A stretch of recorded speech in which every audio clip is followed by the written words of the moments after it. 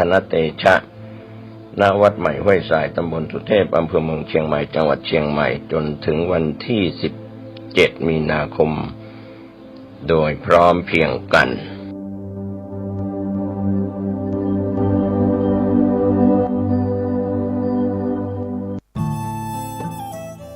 ท่านกำลังติดตามรับฟังสถานีวิทยุกระจายเสียงพระพุทธศาสนาแห่งชาติและสังคมคลื่นเพื่อการศึกษาพระพุทธศาสนาและวัฒนธรรมระบบ FM 104.5 เมกะเฮิรตซ์รายการต่อไปเป็นรายการมรดกธรรมกำเมืองดำเนินรายการโดยพระครูวิสิทธิ์ศรีลาภรณ์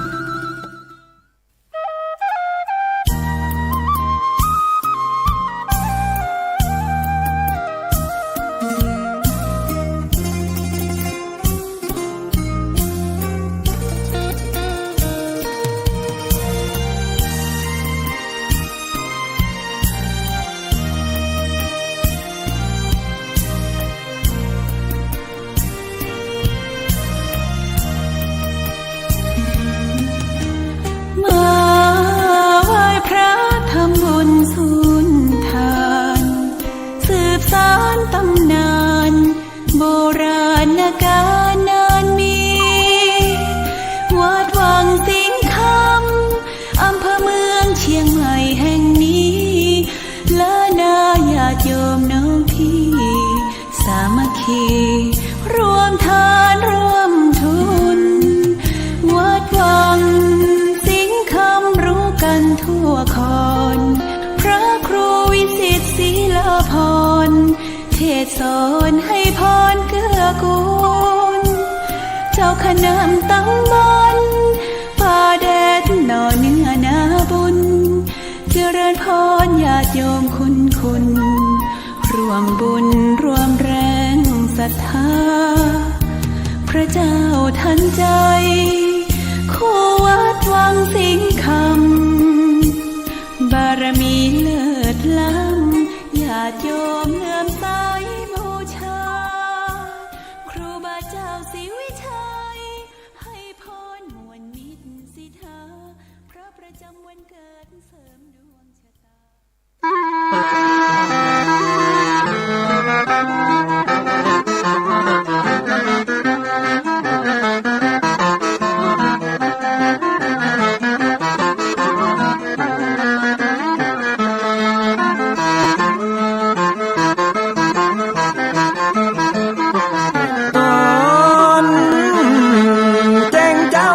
เสียงไก่ขันก่อนพี่ตะวันจะขึ้นขอบฟ้า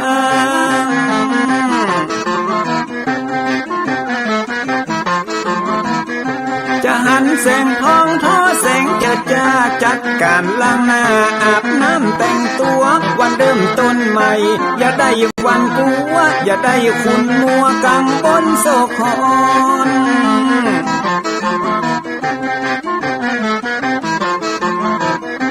อย่าเอาน้ำขุ่นมาขัง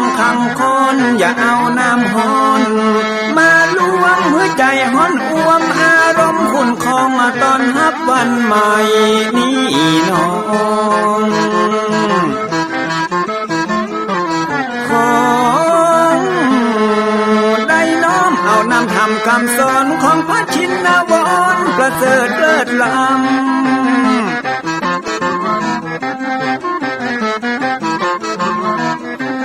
จุงจิตใจฮือออกจากธรรมบ่ฮือด่างดำโศกเศร้ามัวมองแสงแห่งธรรมะนั้นเป็นแสงทองส่องใจเรื่องร้องตึงวันค่ำเจ้า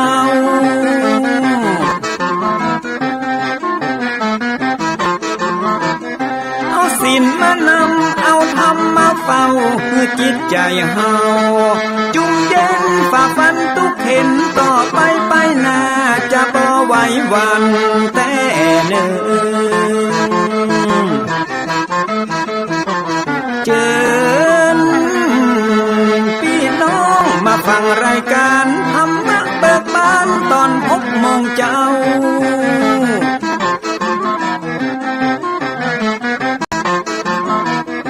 ฟังธรรมปื้นเมือง ขอยกมือ10 นิ้วกราบ นบนอบน้อมอย่างพระติรัตนะแก้วเจ้าตั้งสามประการอันมีพระพุทธเจ้าพระสัทธรรมเจ้าพระสังฆเจ้า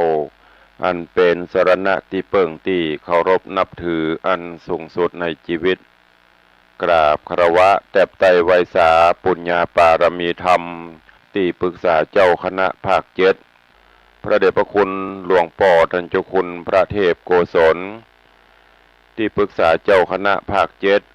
เจ้าอาวาสวัดศรีโสดาพระอารามหลวงพระเดชพระคุณหลวงพ่อท่านเจ้าคุณพระธรรมเสนาบดีรองเจ้าคณะภาคเจ็ดเจ้าอาวาสวัดพระบรมธาตุเจ้าดอยสุเทพพระเดชพระคุณหลวงพ่อท่านเจ้าคุณเจ้าคณะจังหวัดเชียงใหม่พระเดชพระคุณหลวงพ่อท่านเจ้าคุณพระราชสิงหวรมุนีรองเจ้าคณะจังหวัดเชียงใหม่เจ้าอาวาสวัดพระสิงห์วรมหาวิหารจังหวัดเชียงใหม่ตลอดจนพระมหาเถรานุเถระเจ้าคณะพระสังฆาธิการภิกขุสงฆ์สามเณรจุตนจุองค์ด้วยความเคารพเจริญสุขเจริญปอนปอกไม่ออกสถานบุญสันนิบาตตันเข้าจุหนุ่มเท่าใจยิงวันนี้ก็ขอน้อมต้อนรับทุกท่านเข้าสู่รายการมรดกธรรมกำเมืองทางสถานีวิทยุกระจายเสียงพระพุทธศาสนาแห่งชาติและสังคมคลื่นเพื่อการศึกษาพระพุทธศาสนาและวัฒนธรรมออกอากาศที่สถานีวิทยุวัดฝ่ายหินตำบลสุเทพอำเภอเมืองจังหวัดเชียงใหม่ในระบบคลื่นความถี่ FM 104.50 เมกะเฮิรตซ์สถานีวิทยุวัดหนองกายตำบลสันปะยางอำเภอแม่แตงจังหวัดเชียงใหม่ออกอากาศในระบบคลื่นความถี่ FM 99.75 เมกะเฮิรตซ์สถานีวิทยุ CM77 วิทยุอินเทอร์เน็ตล้านนาออกอากาศในระบบคลื่นความถี่ FM 97.5 เมกะเฮิรตซ์สถานีวิทยุพระพุทธศาสนาจังหวัดเชียงรายออกอากาศในระบบคลื่นความถี่ FM 99.50 เมกะเฮิรตซ์พร้อมนี้ก็มีวิทยุชุมชนเสียงตามสายห่อกระจายข่าวตลอดจนพี่น้องญาติโยมสาธุชนที่รับฟังสัญญาณอยู่ต่างอินเทอร์เน็ตรายการนี้ดำเนินโดยอาตมาภาพพระครูวิสิตศรีลาภรณ์เจ้าคณะตำบลป่าแดดเจ้าอาวาสวัดวังสิงคำตำบลป่าแดดอำเภอเมืองจังหวัดเชียงใหม่เป็นผู้ดำเนินรายการก็ได้น้อมนำสารธรรมคำสอนแบบพื้นบ้านล้านนาในรายการมรดกธรรมกำเมืองมาพบมาปะญาติโยมสาธุชนเป็นประจำกู้วันก็เจริญปอนญาติโยมทั้งหลายตั้งอกตั้งใจสดับรับฟังต่อไปณโอกาสบัดนี้นะโมตัสสะภะคะวะโตอะระหะโตสัมมาสัมพุทธัสสะโสเอกราชาเตตะเตวะสุปินนังทิสวาปะโพจิตวาติสาทะโวดูราสะปุริสะตั้งหลายตั้งยิ่งใจน้อยใหญ่ผู้มากไฟพระสงฆ์อาจินจงใคร่รอดเวียงเกี่ยวยอดเนรปานยิ่งฮือตานเขาน้ำบัตถุพรำปัจจัยศีลดวงใส58ได้กดแขวดหักษาแล้วปากันมาพร้อมนาอยู่ท่าฟังธรรมจุงดาจำติดต่อตามบาทคอบาลีวาโสเอกราชาดังนี้เป็นตนติดสืบสนโดยไปบัดนี้แหละนาโสเอกราชาส่วนปัญญาเอกราชเจ้าภาศาสตร์บุพาวดีกันรายตีเสียงขอดก็สุดยอดความฝันเจ้าหอจันสะดุ้งตื่นปินปิกฟื้นอินทรีย์ สติมีอยู่ไกลจำชื่อใดจุอันดังใดหันตอนนาบอดลับกว่าหายโหนลับตัดตนสั้นพอก็หันแต่นางนอเตวธิดามีใจเววาไฟของใครไปเกิดห้องโค้งสะวันเจ้าหอจันทิราชก็กึดขวาดขนิ่งนายว่าเป็นบุญอันใดนั้นเล่าจักเป็นเก้ากองบุญอันจักหนุนส่งตุ้มจากห้องลุ่มเมืองโคนไปเกิดบนฝากฝ่าคงแหล่งลาตาวติงสามีเทวธิดาหลายแหล่วังเวทแห่เป็นปริวารเจ้าผู้บานยศใหญ่ข้านิ่งไข่ไปมาพิจารณาสันส่องพับไข่ห้องเวียงใจว่าบ่มีภัยแต่เล่าจากเต้าปโรหิตเท่ากันดะหาละพรามเฮากวนถามท่วนทีเฮือมันจี้ตามทำกันมันไขกำกล่าวโอฮือเฮาได้หูสันใดก็จักเร็วไวแต่งสร้างตามที่มันอ้างไขปันและนาได้ปันไปเกิดในจันฟ้าเลิศดังใจเจ้าจอมไตเอกราชก็ลุกจากอาจจองนอนใจมันยังอาวรณ์พัดแผ่กึดถึงแต่ความฝันก็มีหันและนาการดะหาละพรามมาหอดเต้าเจ้ายอดเอกราชาก็เสด็จลีลาญายบาดไปนั่งเหนืออาจยังคานคือปันล้างการเต้นเกว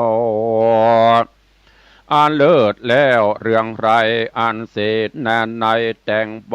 ในห้องใหญ่โรงกันยามดันพรามอาธรรมบาปเศร้าคือปโรหิตเท่ากันดาหาละพรามหันโคนไหลลามมวนหมู่มาพร้อมอยู่รอราคือเสนาอำมาตย์พรามมณจารย์อาจา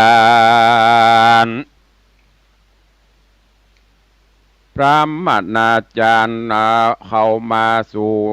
อย่างที่อยู่โยทางหานยศใหญ่ขุนแกวนใจต่างตาต่างก็มาย่อมือสาขาบไว้ยังเต้าไทยภาปุรีแล้วหับว่าจีจุผู้เต้านั่งดักอยู่ดาฟังก็มิงหันและนาตีนากันดาหาละพรามปู่เท่าหันนาเต้าหันนาเต้าเจ้าห่อใจบ่บานสายจื่นจ้อยดังตุกจ่องหอยโถมทองวันนะมองดูหลากพอแล้วหากสังกาบมันก็ย่อมือสาขาบไว้ถามเต้าไทยภาปุลีว่าข้าแด่พระผู้มีเจียงเจ้าตนเป็นเก้าเวียงใจตนพระผู้ว่าในยอดซอยยังอยู่จื่นจ้อยจมบานสุขสำราญบ่ผ่อนเหมือนเมื่อก่อนเดิมมาหรือมีโรคาพญาตมาตองปาดอินทรีพระผู้มีเป็นเจ้ามองมนเศร้าสั่งจาขอคุณนากล่าวอูฮือข้าผู้หูตามมีแด่เตอะเมื่อนั้นเจ้าปุรีเอกราชจิงไขวาดถอยกำงามวาดดูรากันดะหาละพรามเฮยผู้เท่าอันเป็นเก้าปโรหิตา คืนแล้วมานี่ใส่เฮาหากใดนิมิตฝันบอกเคยหันแต่โสดจักบังเกิดโตดหานี้หรือเป็นนิมิตดีพาเสดเฮือบังเกิดมงคลใจเฮาเบบนไหววันใครหูแน่มันหันใส่ต้านจุงไข่กล่าวแก่หือแจ้งแน่ตามมีเจ้าปุรียศใหญ่กล่าวเสียงไข่สุดกรรมก็หือพรามเอาอาธรรมหาวหาดนั้นนาคืนนั่งเหนืออ่านสนาแล้วไข่ขี้ยา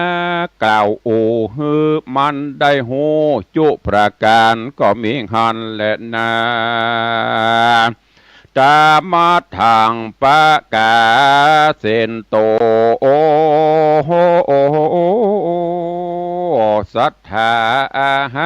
ศรัทธาอันว่าพระสัพพัญญูยอดซอยหันบาทถอยบาลีบทหลังมีไปแจงพระจริงแสงเตสนาวาโสเอกลาจาพระมาดังปุชิตวาดังนี้เป็นตนภิกขเวดุราภิกขุต่างหลายอันเป็นสายอริยญาติอันว่าเต้าทิราชเอกราชายินสั่งการนักแก่ใครหูแน่ความฝันจริงใครปั่นกล่าวโอเฮอพรามหูตำมีแล้วก็มาไขว่าตีถามต่อเป็นบาทคอปริศนาว่าดูราปานโรหินตาเหยผู้ใหญ่อันว่าคนหมายไฟของใครไปเกิดห้องคงสวรรค์กวนเรียวปันสร้างไว้ยังกองบุญใหญ่อันใดจริงจักสมใจกึดขวาดบอกกล้ากลาดวิทวามเฮานี้ถามใครหูต้านจุงกล่าวอูใครมาอันว่าปัญหานี้นาใจจ้าโตนเจ้าฟ้าจอมไตกวนจักไปก้มกล่าวถามพระพุทธเจ้ายอดดิโลกากันยามนั้นนาว่างเปล่าบ่มีพระเจ้าตรัสพญาก็ควรถามพระปัจเจกาพุทธาตนวิเศษหูแจงเหตุโรงญาณหรือกวนไปนมัสการถามเล่าซึ่งอริยสาวกะเจ้าทะลงธรรมหรือกวนไปไขกรรมถามต่อซึ่งเจ้าหนอโปธิญาณคือจันตะกุมารยศใหญ่ผู้หูไข่สัพปะสิปาเตี้ยงจากจาก่าวจีเฮอแจงทีตามธรรมเจ้าหอคำเอกราชป้อยเว้นขาดเสียไกล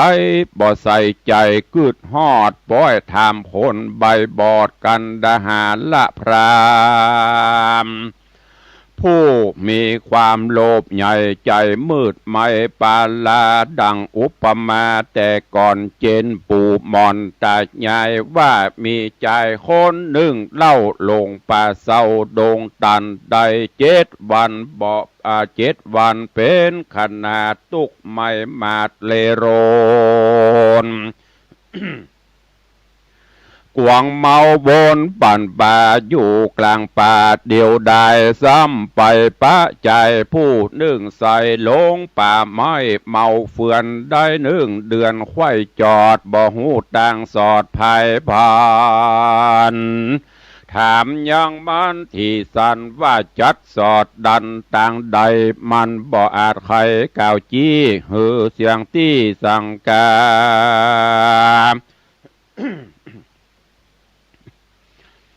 อุปมาณีเล่าผาเพียบเต้าเจ้าผู้บานมีใจปันไฟของใครไปเกิดห้องคงสวรรค์ป ป้อยไปไข่ป่าป้อยไปไข่ปันทำทีซึ่งพรามกรรมกีอาธรรมมันจักไข่กรรมกล่าวแก่ฮือมันเตี่ยแม่นเตียงเตสันใดนั่นจาโสพรามมาโนส่วนกันหะละกันดาหาละพรามบาปซาเอาฟังเต้าเจ้าไข่ปันมีใจมันจื่นสู่มั่มมึกอยู่ในใจว่ากิจจะใดนั่นใส่เฮาคืดไว้ตามเดิมมาบัดนี้นาดาซอยก็จักสมไฟหอยขะนิ่งหมายเฮาจักอุบายขาบไว้หือเต้าไทยผาปาราข้ายังบูตาหนุ่มเดาคือว่าเจ้าจันตะกุมารตั้งหนอผู้บานจุผู้หือมุบมูเมื่อมอนการสายผู้ถอนเจ้าจางบอดหลอกข้างคนใดเจ้าห่อใจยศใหญ่เตี้ยงหือเฮาใดต่างตาปิจารณาถอยวาดตัดเสียงขาดคดีความ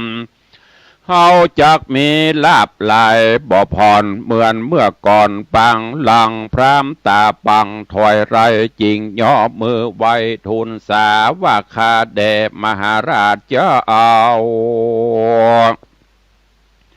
ปัญหานี้เล่าบางใบบอกวนใครกล่าวอูต่อหน้าหมู่คนลายขอพระบุญภายปิ่นเกลาเสด็จเข้าไปในข้าจะไข่กล่าวแก่หือแจงแน่ตามมีเจ้าปุรีที่ราชฟังพรามเฮาหาทูลสาบ่อพิจารณาที่สานหันแม่นมันตามธรรมก็รีบนำพรามเท่าเสด็จเข้าไปในก็มีหันและนาอ่านว่าพรามถอยระก็แสงขาบไว้ทูลสาว่าข้าแด่มหาราชจะเอาตนเป็นเก้าเวียงใจกันมีใจไฟของใครไปเกิดห้องคงสวรรค์จุงปูจายันวิเศษตามสาตรเพศเดิมมาตัดสิเนงหาไฟหอยในลูกใหญ่น้อยยิงใจฆ่าสัตว์หลายนักโสดอันบ่มีโทษในตนจริงเป็นกุศลลำเลิศป่าไปเกิดเมืองสวรรค์เจ้าหอจันทิราชใดสละขาดตันไปยังปัจจัยเขาน้ำวัตถุพร่ำเงินคำตังแรรำแผ่นพาแก่คนกำพระอนาถาคนจะลาแก่เท่าบ่แม่นแต่ต่างบุญบ่แม่นต่างนู้นส่งยู่ขึ้นไปสู่สวร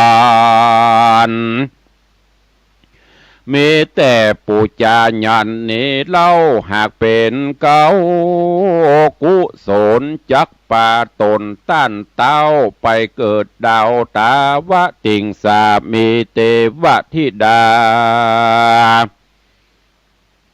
หลายแหล่บางแวดแห่เป็นปริวานสุขสำราญชื่นจอยสมไฟหอยบ่อสงสัยเจ้าห่อใจที่ราชฟังโอกาสทุนสาแห่งปาโลหิตาผู้เท่าตั้งแต่เก้าถึงไปมีใจภายโจมชื่นปีติตื่นเจยบานก็มีราชองค์การถามทีว่าตามต้านจี้ไข่ปันว่าปุจาญาณวิเศษตามศาสตราเพศเดิมมาญะสันใดจะไปแจงต้านจงกล่าวแจงตามรายอันว่าสัตว์หลายนักโสดอันมีโทษติด ตนเป็นกุศลพาเสดป่าไปเกิดเมืองสวรรค์ต้านจุงไข่ปันกล่าวจี้ฮือแจ้งทีตามรายว่าสัตว์ต่างหลายนั่นใส่คือสัตว์น้อยใหญ่ได้จะเห่าจากเร่งดาแต่งห่างตามต้านอ่างไข่ปันพรามอาธรรมถอยไรก็ขาบไว้ทุนสาว่าข้าแด่มหาราชเจ้าตนเป็นเก้าปุรีปินเตามีบอกจี้บ่มีตี้สังกาคือเอาสัตว์นาน้อยใหญ่มามัดไว้จอมกันแล้วเอาดาบฟันฟักฟาดหือคอขาดตกไปหือเลือดไหลตกใส่เต็มคุมใหญ่ดีงามจริงจอบตามแบบเบาจารีตเก่าเดิมมาอันว่าสัตว์นั่นใส่คือหากใดราชบุตรีตังราชเทวีน้อยนาถและโอรสราชบุตราการนาทวนที่อย่างละสี่เป็นหมายงัวอุสุภราชหลายงามอาจมาเกี่ยวราชอาชาในจัดนับไปทวนทีอย่างละสี่เป็นตรากลางโคนเงินหนาหนุ่มเท่าคือว่าเจ้าเศรษฐีเจ้าตัวเศรษฐีจ้างตัวดีเลิศแล้วคือจ้างเผือกแก้วเตรียมใจจัดนับไปทวนทีหือได้ปอสี่เป็นประมาณขอพระบุญพาเจ้าหน่อฟ้าจะได้จะเนินนานไปจงฮือคนไหนพวกน้อยอันใจถอยปาลายับสัตว์นาน้อยใหญ่ดังข้าใดไข่ปันมาเรียวปันตันบาทอย่าฮือขาดอันใดข้าจักเร็วไวแต่งสร้างตามเต้าอ่างข้านิ่งหมายข้าแด่พระบุญภายปิ่นเกลาอันว่าเต้าเป็นเจ้าภาปารา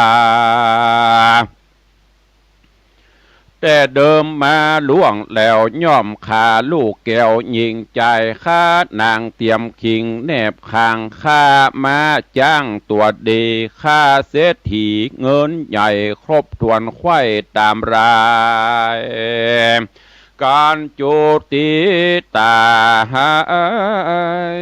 อกลาพรากลาละจากเมืองคนย่อมเอาตนไปเกิดในจันฟ้าเลิศตาวติงสาการปะโรหิตตาผู้ใบนบขับใบสุดกรรมเจ้าหอกคำเอกราชก็ฮับโอกาสกรรมพรามว่าเฮาจักกะตามต้านกล่าวโดยด่วนเฮาเร็วปานคือปู่จายันวิเศษตามสารตรามเปตโบราณย้อนใจปานไฟของใครไปเกิดห้องเมืองโบนบ่อถอยโหนดีกเวนลบจากเส้นปฏิญญาและนาสัพเพกัญญาโดส่วนนางกัญญาหลายน้อยใหญ่อันอยู่ไกลไปนาย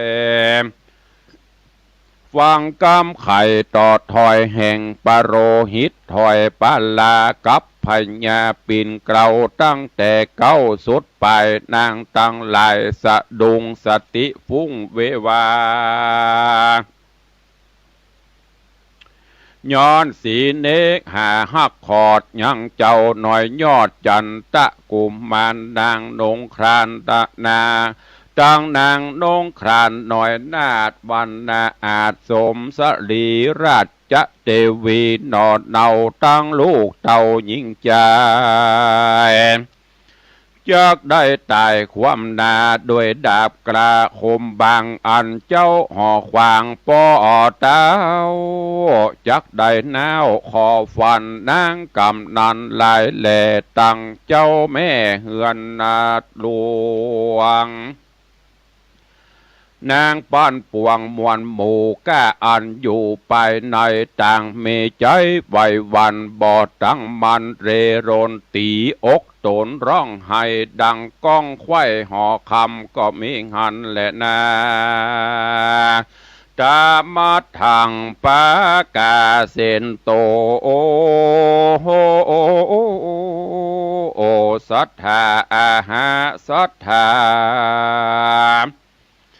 อันว่าสัพปัญญูยอดซอยหันบาทถอยบาลีบทหลังมีไปแจงพระจริงแสงเตสนาว่าอันโตนิเวสนังสเปจนาดังนี้เป็นตนภิกขเวดุราภิกขุทรงตนทะรงสินใสสะอาดสืบเชื้อชาติอริยสาวกาสเป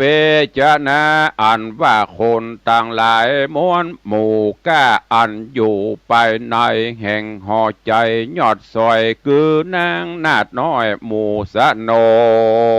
มดังแม่นมหนุ่มเนาและแม่เจ้าเฮือนหลวงนางปันปวงกล่อมใจกันหูแจงควายขี่แย่อันพรามปาลาใจถอยได้กล่าวถอยทุนสารพระผู้บานเจ้าจ้างได้แต่งหางพรีกรรมอันฮึกนำมาหยาบจ้าคือข้าราชเทวีตังราชบุตรีโอรสราชชีวิตขาดจอมกันเพื่อปูจาญาณวิเศษตามพรามใจเพศจาไข่จุมนั่งในแม่เจ้าตั้งนางนอดเนากันยากานานาอ่านหมื่นแน่บ่จื่นบานใสลิร่ำไรร้องไห้ตุกเอาไม้เผาโลนต่างก็มาหาตอโตโอลมตาโอตีนันนามาดินดาดาวจอมกันจะเตรียมตันเพียบว่าไอดังลมใหญ่หัวปีมาปัดตีถูกต้องยังเถื่อนทองดงรังเป้ปังหลังโลหักก้นอยู่จอมกันนั่นแหละนะอันว่าปโรหิตยศใหญ่คือปู่บาปใบกันดาหาละพรามซ้ำไว้ถามแถมเล่าว่าข้าแด่เต้าเจ้าองค์คามอันว่าพรีกรรมวิเศษตามศาสตราเพศโบราณพระผู้บานยศใหญ่จากงดไว้ดุมได้หรือย่างหมายแต่งสร้างตามข้าอังทุนสาเมื่อนั่นนาพญาเอกราชเจ้าภาษาทใส่สีฟังว่าตีถามทีแห่งเท่ากำกีใจหานก็มีราชองค์การตอบเล่าว่าดูราด้านเจ้าปโรหิตาผู้เท่าเตรียมตาเฮาจักฮืดดาแต่งหาอ่างตามต้านอ่างไข่ปันโดยเรียวปันด่วนสันบอตัดบันดุมตุมได้เหตุเฮานี้หมายไฟของไข่ไปไข่ไปเกิดห้องตาวะดิ่งสากำผาทนานอนใส่ขอเฮาได้ดังขะนิ่งส่วนลูกใจยิงนอนเนื้อสายจัดเชื่อวงศาจังราชญาณนาไทยเฮาตัดขาดใดดีหลีกันเจ้าปุรีที่ราชกล่าวเสียงขาดสุดกำพรามอธรรมกำกีมีใจกรี้จมบาน ก็ย่อมือสานกลมเกลากล่าวกำเล่าลมใจว่าคาแด่พระจอมไตรยศเย้าผู้ภาพดาวปาลาการปูจานี่เล่ามีกุลมากเต่าเหลือใจบ่มีภัยเนี่ยใดตั้งแต่ไทยเดิมอ่อนปานดังพระผู้ทอนเจ้าจ้างจากหือแต่งสร้างเร็วไวจริงบ่มีภัยเพียบได้พาแผ่นไตปัทวีขอพระมุนียอดซอยรีบหือพวกน้อยคนใน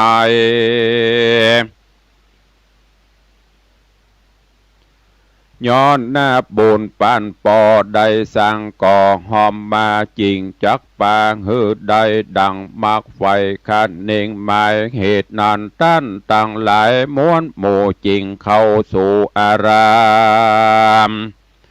แปลงใจงามผ่องแผ่วไวพระแก้วฟังธรรมเพื่อจักจำชื่อไวแกะก้อนไก่เอาในเพื่อเป็นกลมไฟตามส่องหือหูจ้องตั้งดีได้หลีกหนีตั้งโกงบ่ลงสงสารขออาจารย์ปู่ป่าพร้อมทวนนาเอาอาจุงจักดาฟังต่อตามบาทขอบาลีว่าโสกันดาหาละพรามมโนดังนี้เป็นตนบัดนี้แดเตอโสกันดาหาละพรามมโนส่วนกันดาหาละพรามบาปเศร้าปุโลหิตเก้าอาจารย์การทูลสารเมียนไข่ก่อนลาเต่าไทยผาปัลลารีบไกรกราบไว้ว่องออกจากห้องเวียงใจฮือคนในข้าใจพร้อมมาทวนไข่ยิ่งใจ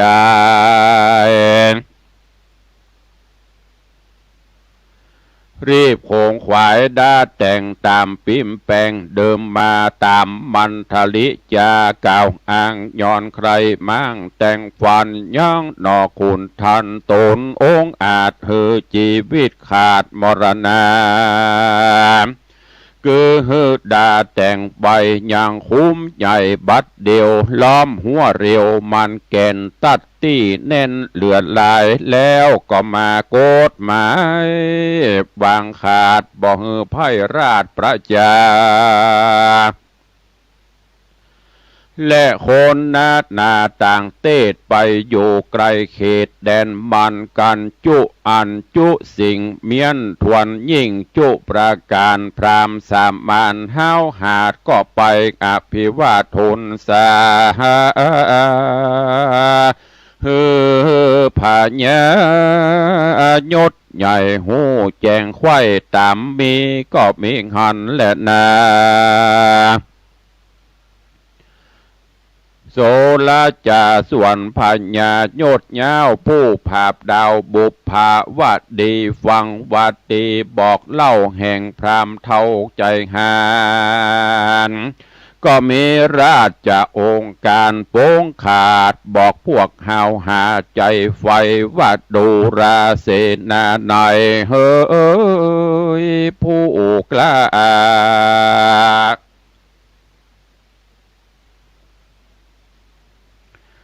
อันจ้างขาคนตายสู่ต่างหลายม้วนหมู่จุงลั่นลูจอมกันโดยเร็วปันด่วนหาวยับลูกกูเต้ามาไวคือนอจอหอใจ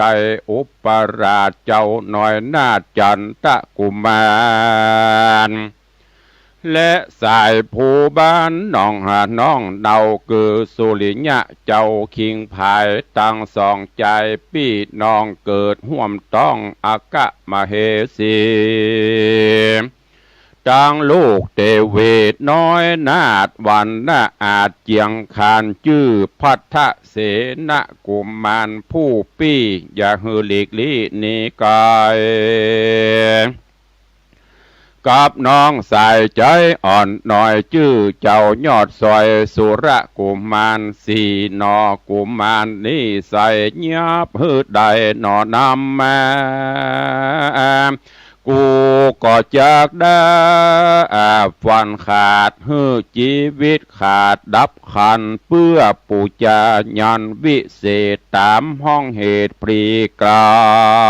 ม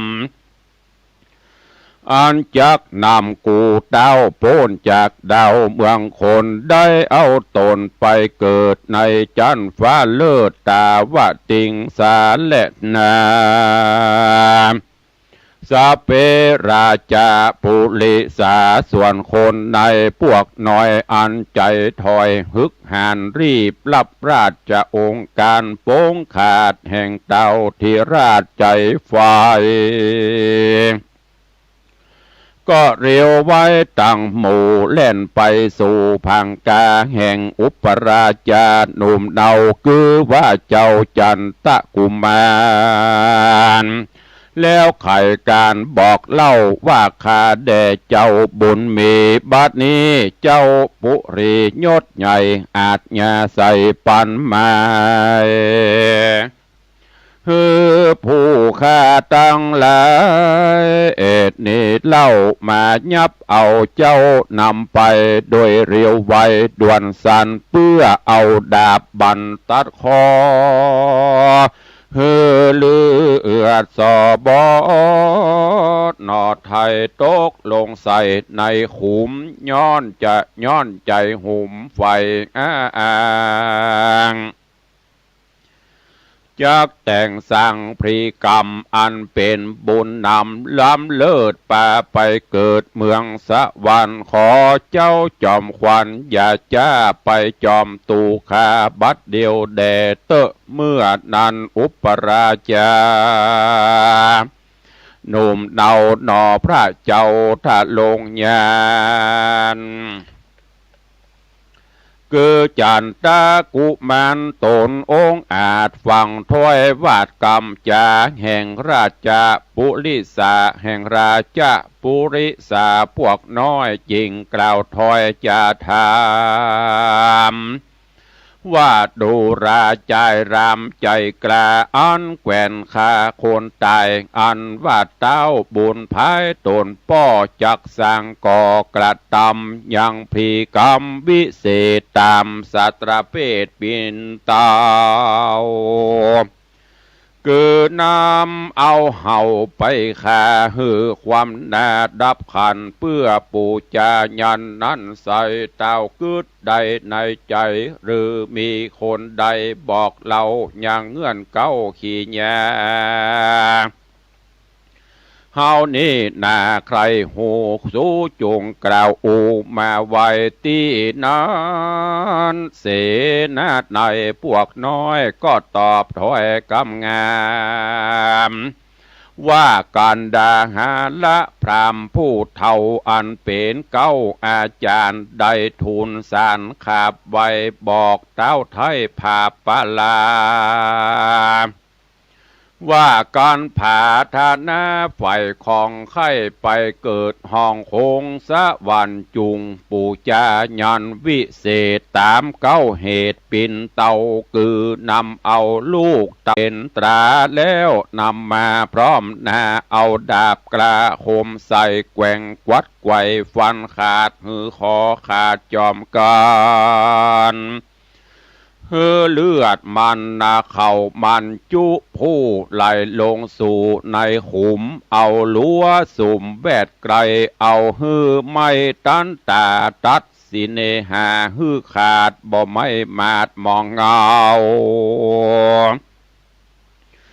ตามปีนเต้าบอกไว้ว่าเป็นบุญเลือดลายกันจุติตายกราพรากลาละจากเมืองโคนย่อมเอาโต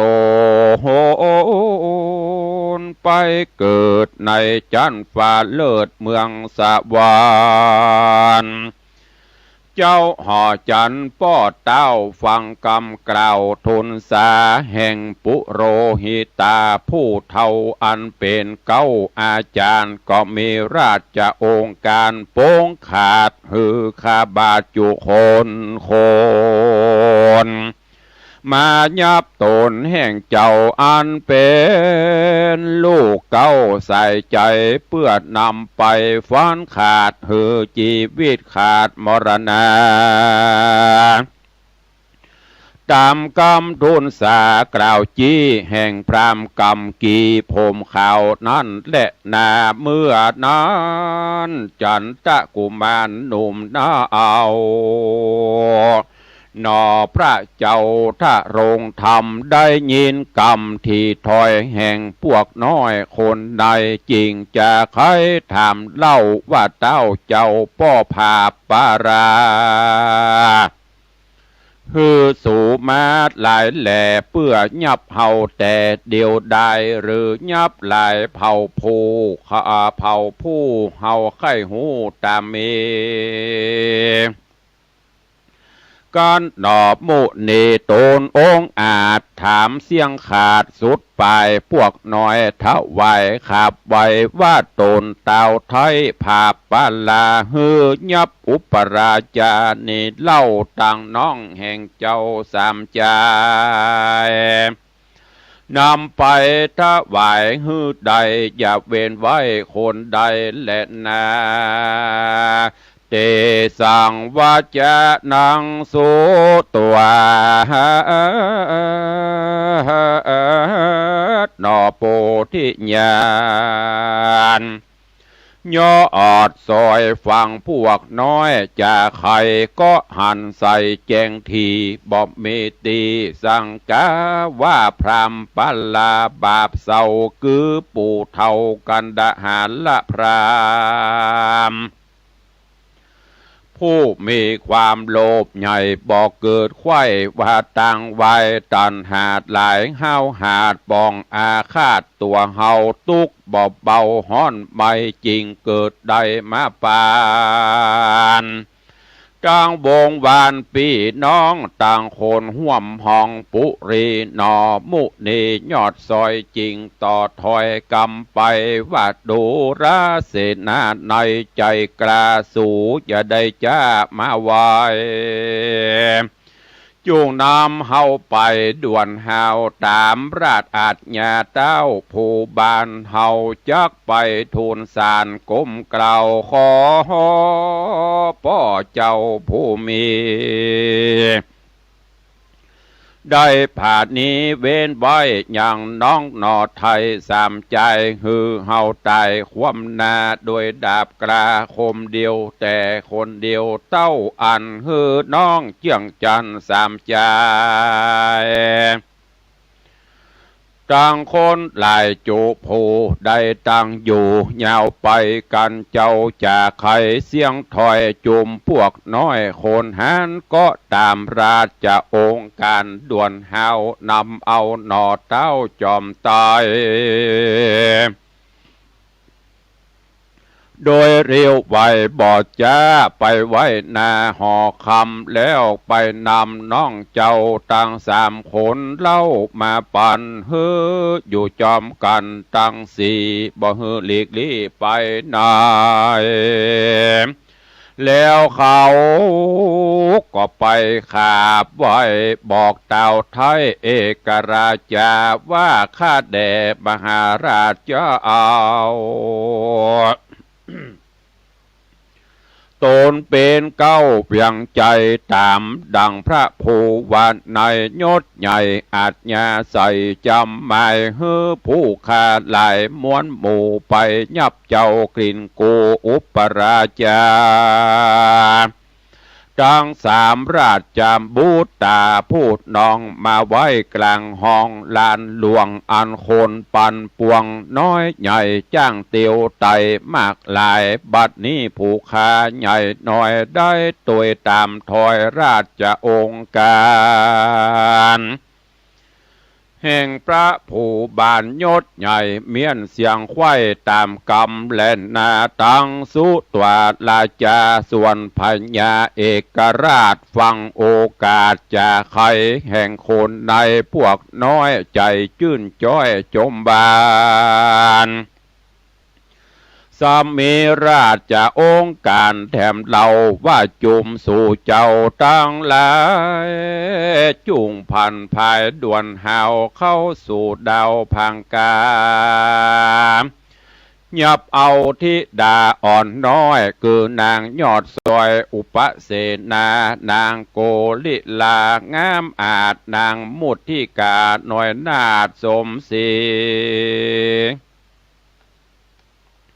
ผู้งามดีใจจะตั้งนางนอดลานันตายับเอามาตั้งสี่อย่างหือดันลีนี่ไก่จุ้มคนในใจกล้าฟังเจ้าฟ้าไข่ปานก็ปาการรีบหาวตามอาจญาหาเต้าบาดเดียวก็มีงานแหละนาตาทะนังทะรังทัดนั่นไปแถมเราเต้าเป็นเจ้าภาพปาลาก็มีอาจญาโป้งขาดเหอพวกหาวหาใจไฟว่าสู่จุงไว้ม้วนหมู่เข้าไปสู่หอควา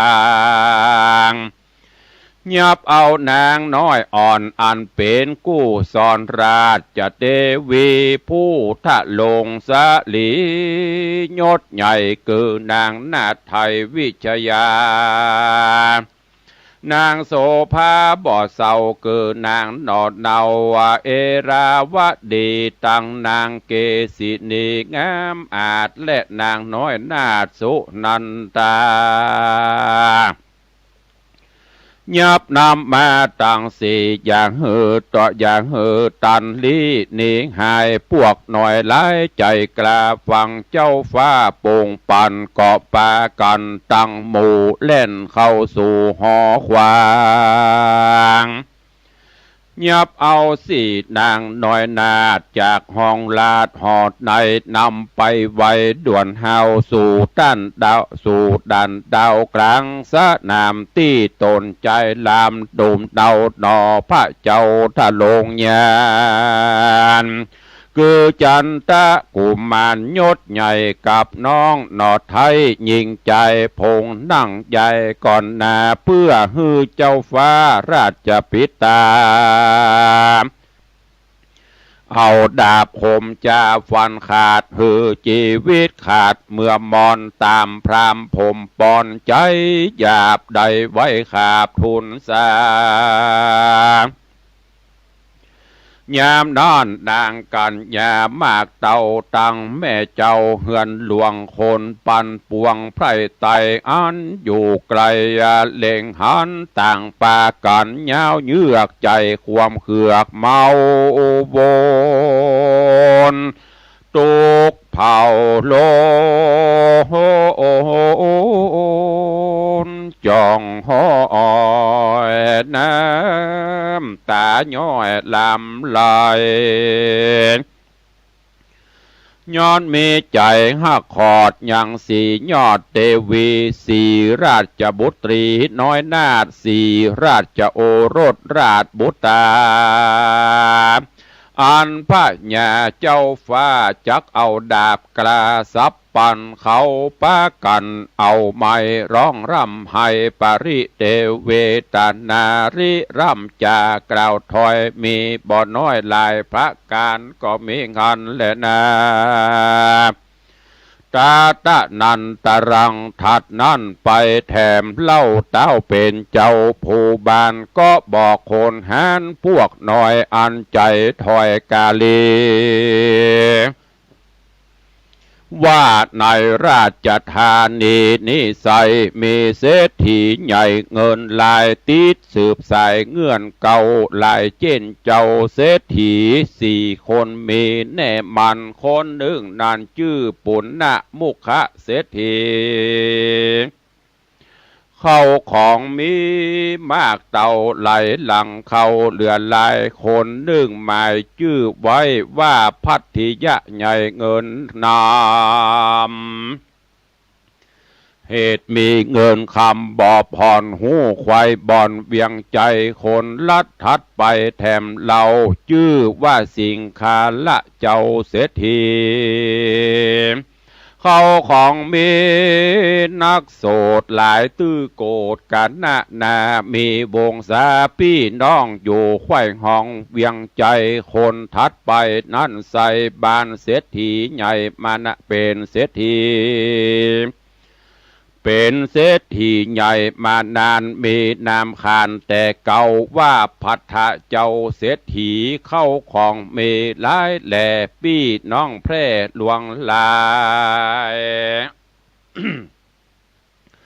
สู่จุงพันภายด่วนหาวไปสู่ดาวเฮือนมันก็กลุ่มพันหือใดยังเศรษฐีใหญ่เงินหนาแล้วนำมาตั้งสี่อย่าหือตันหลีกลี่นี่ไกล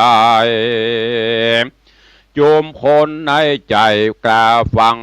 เจ้าฟ้าโป่งปันก็ปากันด่วนหา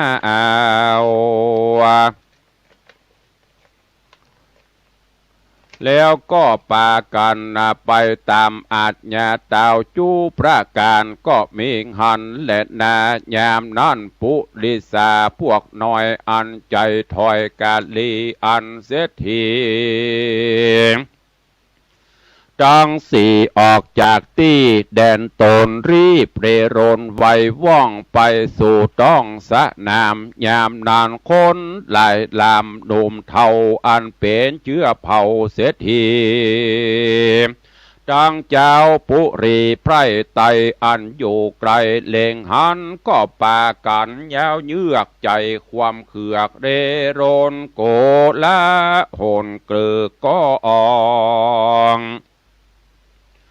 เกิดไข้ห้องเวียงใจพองน้ำตาไหลอาบแก้มตุกอีบแอมทมทองพ่องแน่มองบนเสาตุกไม่เอาหน้านำพ่องก็มา